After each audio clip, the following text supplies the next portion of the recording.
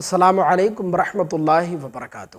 کسی مرنے والے کی طرف سے یا اپنے مرحوم ماں باپ کی طرف سے قربانی کرنا کیسا ہے؟ قربانی ہوگی یا نہیں ہوگی؟ اگر ہوگی تو اس کا طریقہ کیا ہوگا؟ یعنی مرنے والے کی طرف سے کیسے قربانی کریں گے؟ تو آئیے اس مسئلے کو بہت آسان انداز میں آپ کو سمجھانے کی کوشش کروں گا، ویڈیو کو پورا ضرور دیکھیے گا۔ دیکھیں، روایت میں آتا ہے کہ حضرت مولا کائنات مولا علی مشکل کشا رضی اللہ تعالیٰ عنہ جب قربانی کرتے تھے تو عام طور پر 2 دمبے قربان کرتے تھے۔ ایک دمبا اپنی طرف سے قربان فرماتے اور ایک دمبا سرکار دو عالم صلی اللہ علیہ وسلم کی طرف سے قربان کیا کرتے تھے۔ ہمارے نبی پاک صلی اللہ علیہ وسلم نے بھی اسی طرح قربانی کی ہے۔ آپ اپنی طرف سے بھی قربانی فرماتے اور اپنی امت کی طرف سے بھی قربانی کیا کرتے۔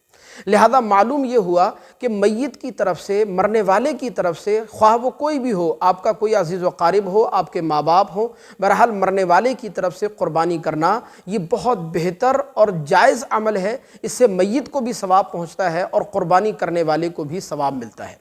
لیکن اکثر لوگوں کو اس کا طریقہ معلوم نہیں ہے کہ مرنے والے کی طرف سے قربانی کیسے کرتے ہیں۔ تو آئیے میں اس کا طریقہ آپ کو سمجھانے کی کوشش کرتا ہوں، دھیان سے سنیے گا۔ دیکھیں، جب آپ کسی میت کی طرف سے قربانی کرتے ہیں تو اس کی 2 صورتیں بنتی ہیں۔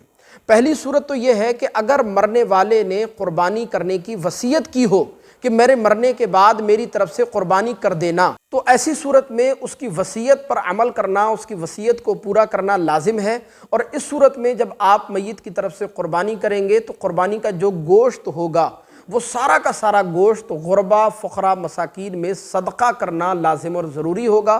وہ گوشت آپ خود نہیں کھا سکتے، اپنے اہل و عیال کو نہیں کھلا سکتے وصیت والی قربانی میں۔ ایک صورت تو یہ ہے۔ لیکن اچھا، اس میں یہ بھی یاد رکھیں کہ اگر وصیت والی قربانی ہے، میت نے وصیت کی تھی، تو اس صورت میں وصیت والی قربانی کے علاوہ آپ اپنی واجب قربانی کو بھی ادا کریں گے، یعنی ایک قربانی کا انتظام اور کریں گے تاکہ آپ کی واجب قربانی بھی ادا ہو جائے اور وصیت والی قربانی بھی ادا ہو جائے۔ ایک صورت تو یہ۔ دوسری صورت یہ ہے کہ اگر مرنے والے نے قربانی کی وصیت نہیں کی تھی بلکہ ویسے ہی آپ ثواب کی نیت سے مرنے والے کی طرف سے قربانی کرنا چاہتے ہیں، اپنے باپ کی طرف سے، اپنی ماں کی طرف سے، بغیر وصیت کے، تو یہ بھی بلا شبہ جائز ہے۔ تو اس کا طریقہ یہ ہوگا کہ اس صورت میں جو قربانی کا گوشت ہوگا وہ قربانی کا گوشت مالدار، فقیر سب کے سب کھا سکتے ہیں۔ آپ خود بھی کھا سکتے ہیں، اپنے اہل و عیال کو بھی کھلا سکتے ہیں۔ بلکہ اس گوشت کا وہی حکم ہوتا ہے جو عام طور پر گوشت کا ہوتا ہے کہ اس کے 3 حصے کریں گے۔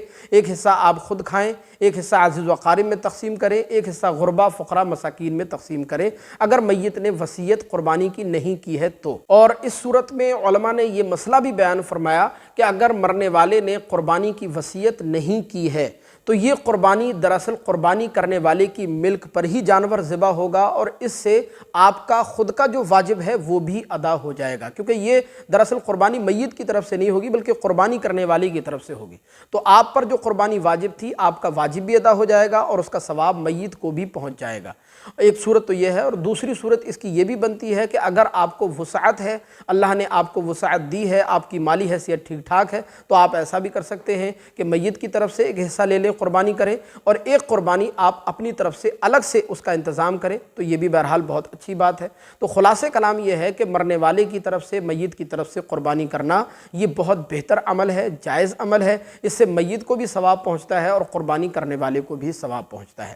ہمیں امید ہے کہ یہ مسئلہ آپ کو بخوبی سمجھ آیا ہوگا۔ کوئی مسئلہ اگر آپ کو پوچھنا ہے اس کے متعلق تو کمنٹ باکس میں ہمیں ضرور بتائیے، اور اسی طرح کے مسائل جاننے کے لیے چینل کو سبسکرائب کر کے ضرور رکھیے گا۔ السلام علیکم ورحمۃ اللہ۔